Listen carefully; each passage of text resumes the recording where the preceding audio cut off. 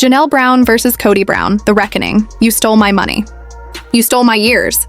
You stole my trust. And now you're going to hear me. The courtroom froze. The air went heavy like the walls themselves were listening. The soft rustle of jackets, the distant hum of the camera crew outside the courtroom doors, all of it vanished. All that remained was Janelle Brown's voice. She stood tall, trembling, not from fear, but from decades of bottled strength breaking free at last. Her palms were slightly open, her chin lifted. The light from the overhead fixtures reflected off the tears she refused to let fall. Across from her sat Cody Brown, the once celebrated patriarch of a sprawling polygamous family empire. His jaw was locked tight, his arms folded, a man trying to armor himself with pride when the truth had already stripped him bare. Beside him, Robin Brown, the favorite wife, sat silent, her designer sunglasses barely masking the panic building behind them. At the bench, Judge Harriet Colburn, silver hair tied back in a perfect bun, watched with the poise of someone who'd seen many breakups, but never a revelation quite like this. Her voice was calm but firm. "Miss Brown, you may proceed." Janelle inhaled deeply, voice steady, heart pounding. "This isn't about jealousy. This isn't about reality television. This is about betrayal. About 30 years of trust turned into manipulation." Her tone rose, cutting through the silence. "I stood by Cody Brown for 3 decades. I carried 6 children. I raised his others. I managed homes, supported businesses, and sacrificed my own dreams so that he could build his." Her voice cracked and then steadied again. "I didn't just create a family. I helped create an empire that made money, fame, and opportunities. But when I finally found the courage to leave, I was handed an RV and left with nothing but the pieces of my life." A wave of gasps rolled through the spectators, journalists scribbling furiously, camera flashes sparking from the hallway, former friends holding their breath. From her seat, Janelle's attorney, Lisa Carmichael, a composed woman in a navy suit, gave her client a subtle nod. Permission to keep going.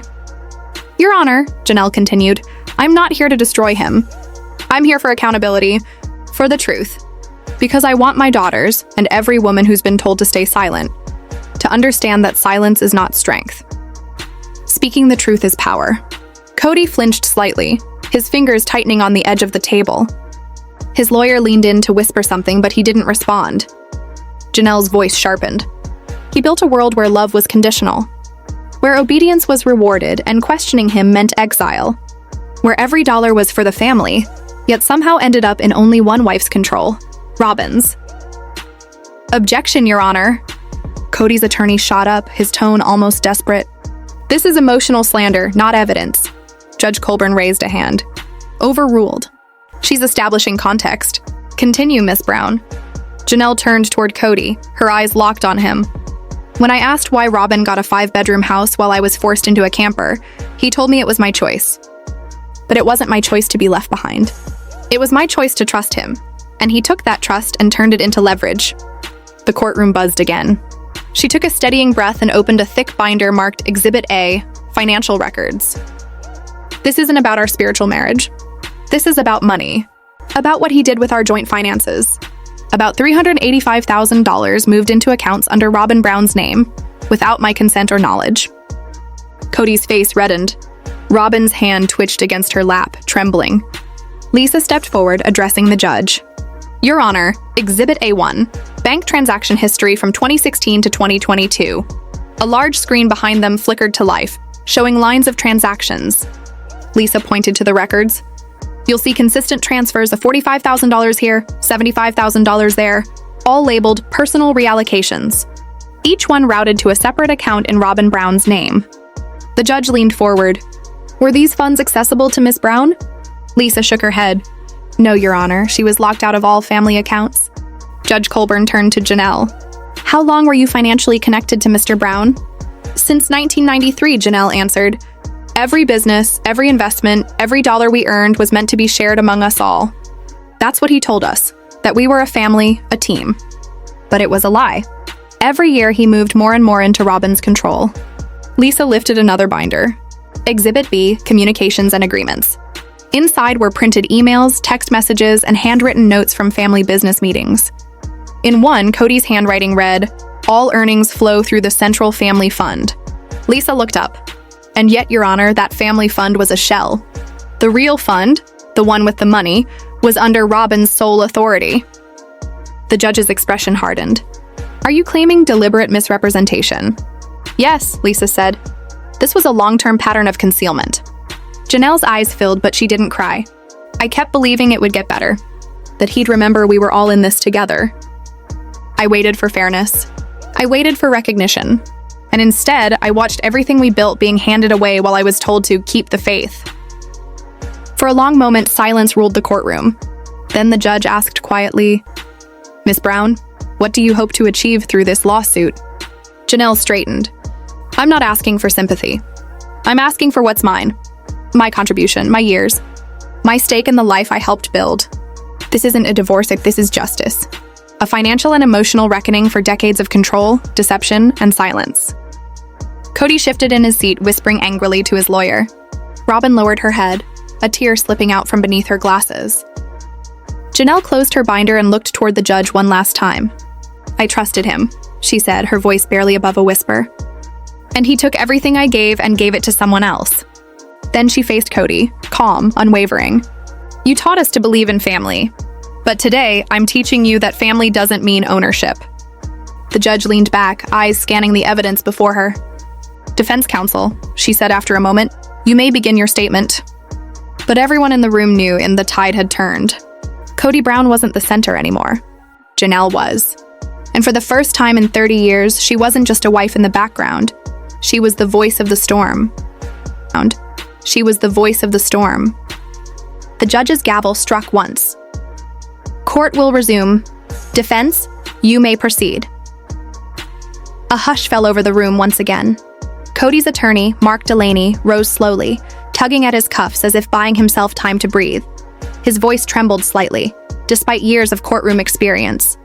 Your Honor, he began, what we've heard today is not evidence of fraud, but the pain of a failed relationship.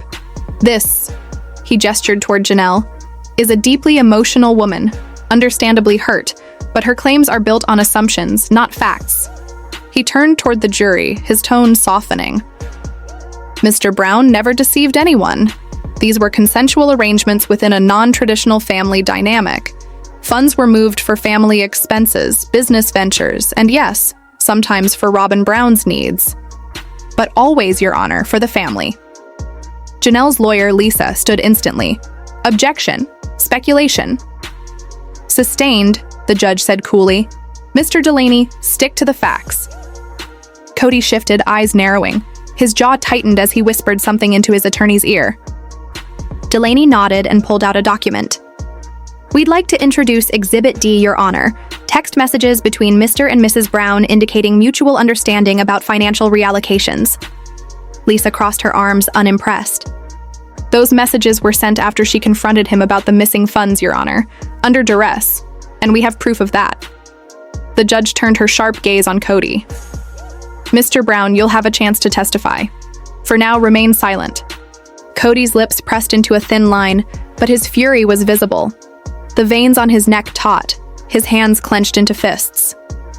Meanwhile, Robin sat motionless. Her sunglasses were gone now, revealing eyes red and swollen from crying. Her gaze was fixed on the floor. Lisa turned toward her. Mrs. Brown, she said calmly, do you deny receiving those transfers into your personal account? Robin didn't answer.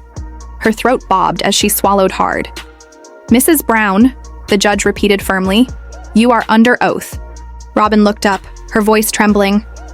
I didn't know. I thought they were business funds. Cody said it was for the mortgage, for the kids, for... She stopped herself, eyes darting toward him. Cody glared, his face a silent command. Don't say more.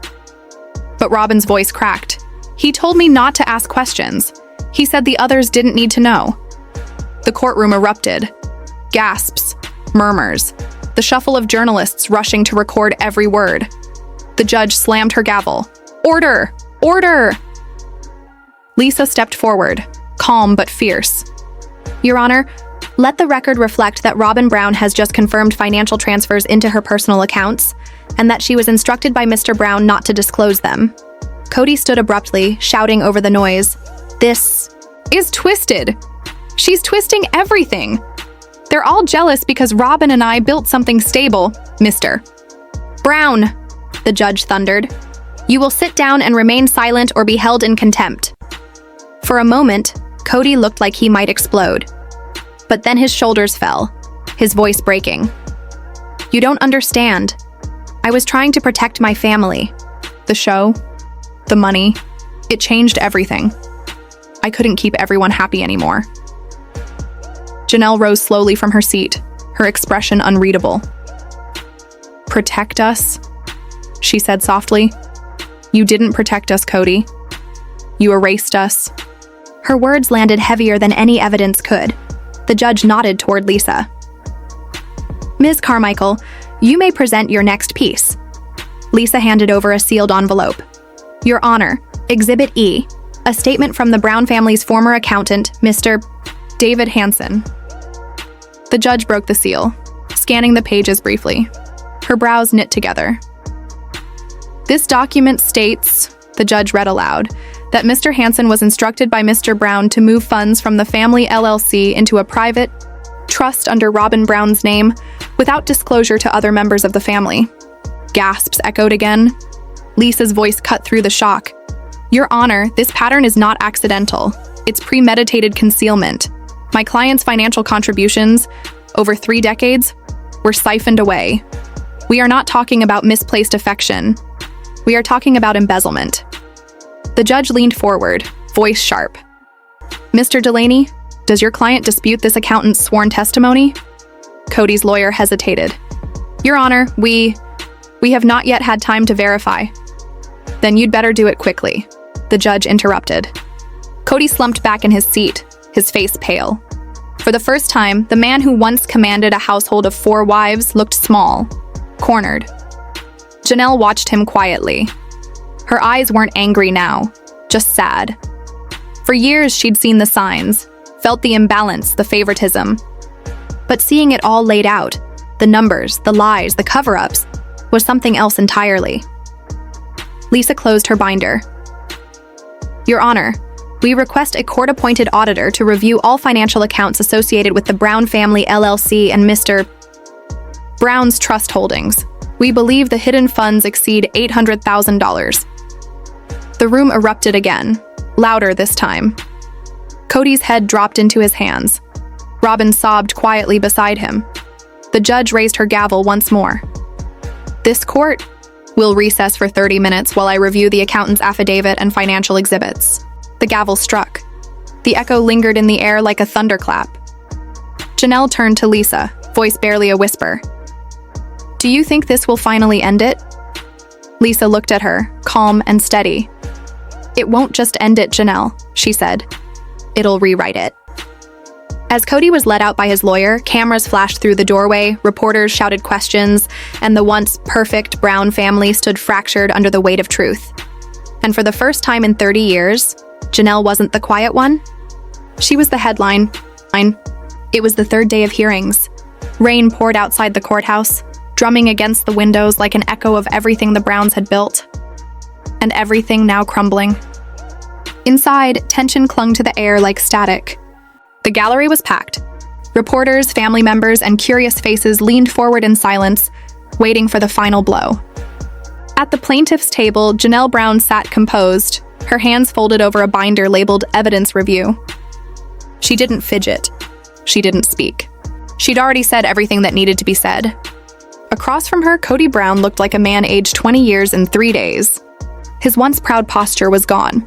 His face drawn, eyes dark, lips pressed in a line of quiet defeat. Beside him sat Robin, mascara streaked, tissues clenched in her hands. The gavel struck. All rise, the bailiff called. Judge Colburn entered, robes rustling as she took her seat. Her voice carried calm authority, but there was a heaviness to it, the kind that comes before a reckoning. This court has reviewed the exhibits, the financial records, and the sworn affidavit from the family's accountant, she began. The evidence is substantial. The room fell into stillness. Janelle's attorney, Lisa Carmichael, straightened, expression unreadable. Cody's lawyer sat frozen, a thin film of sweat on his forehead. Judge Colburn continued, reading from her notes. Records show repeated transfers totaling approximately $812,000 from the Brown Family LLC into a private trust titled under Mrs. Robin Brown's name, with Mr. Cody Brown as primary directive.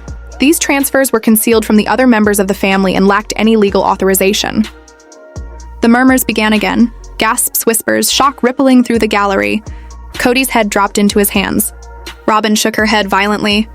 No, I didn't know. He said it was tax planning. He said, the judge raised her gavel sharply. Mrs. Brown, please. Tears streamed down Robin's face. He told me if anyone asked, I should say it was a joint fund. I didn't know, I swear. Lisa turned calmly to the judge.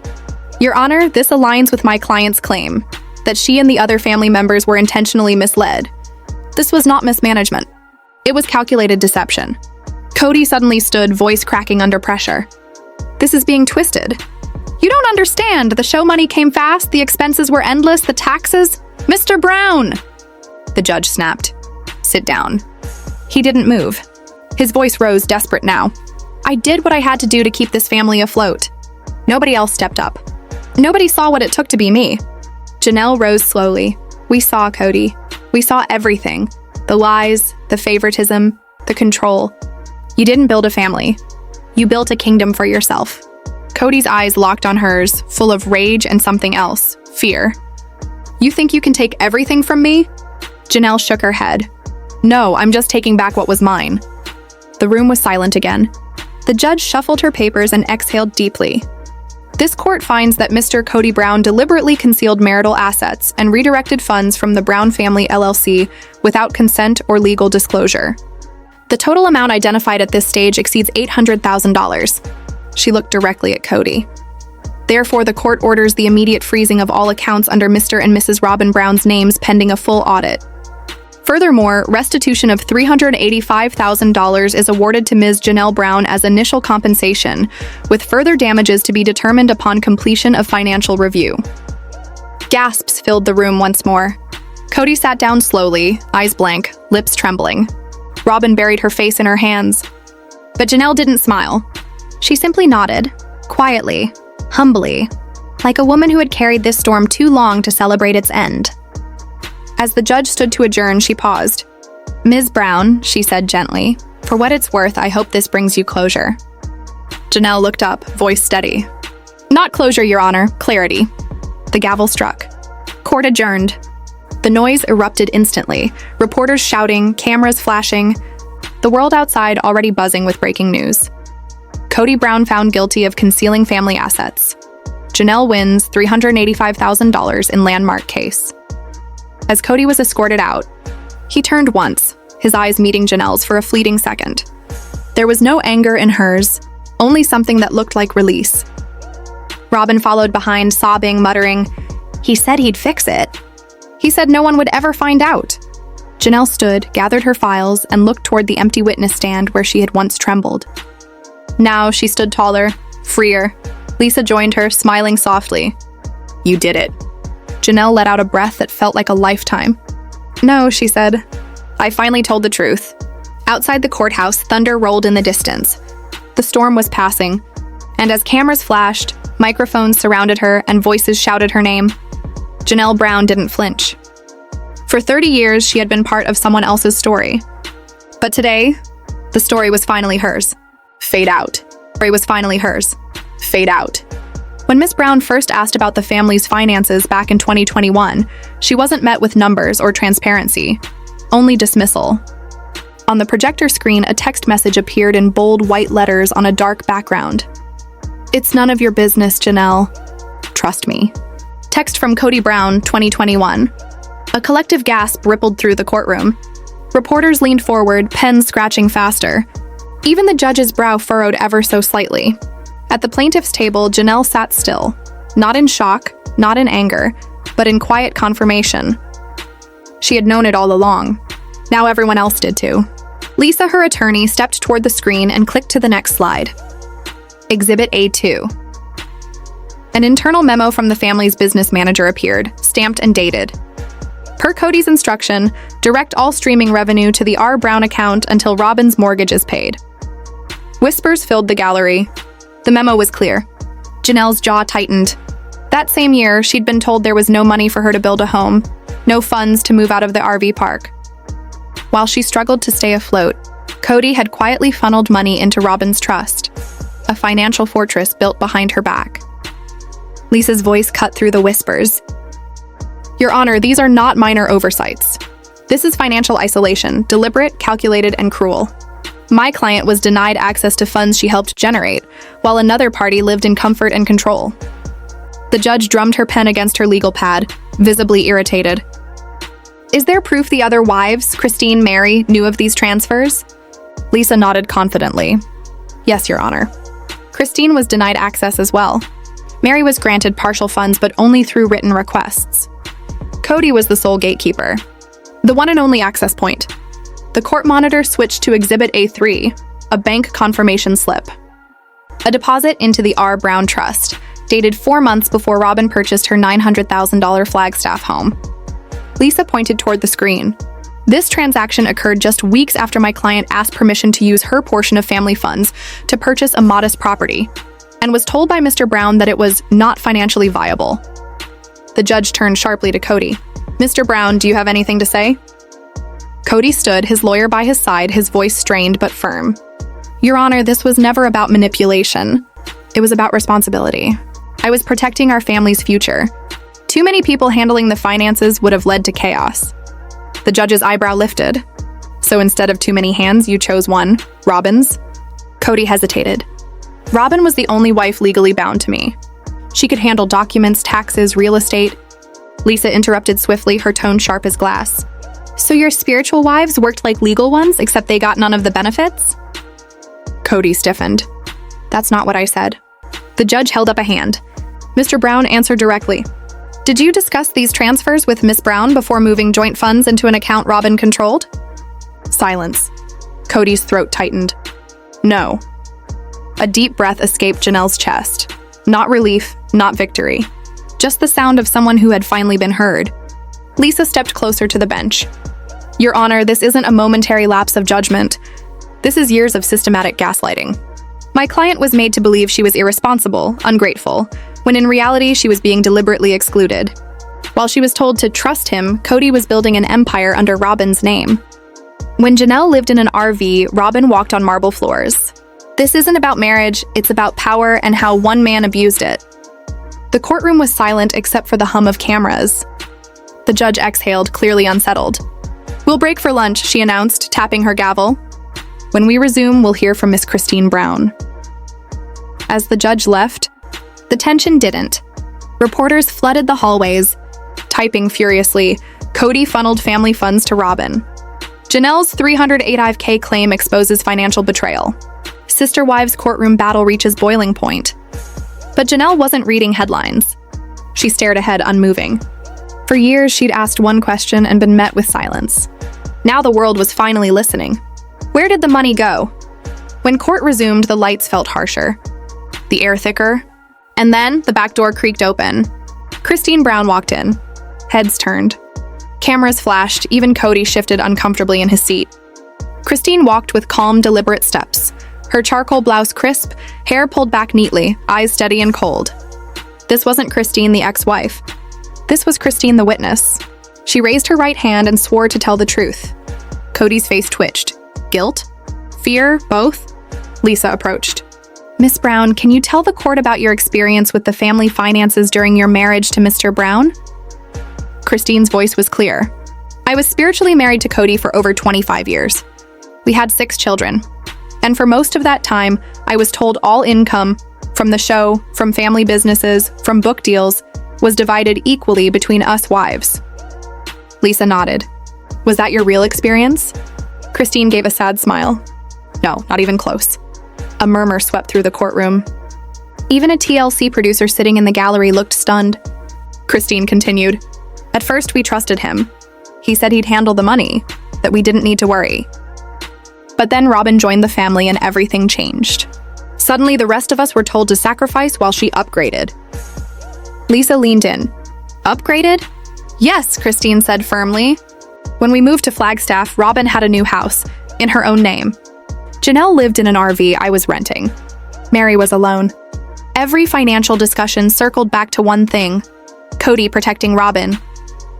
Lisa clicked to a new document on the screen, a mortgage agreement signed only by Cody and Robin. Christine pointed at it. That's the one.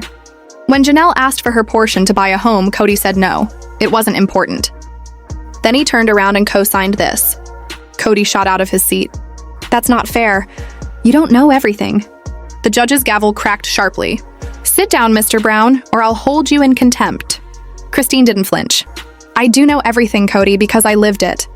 I saw Janelle being silenced. I saw her told to trust you while you transferred everything to Robin. She wasn't dramatic.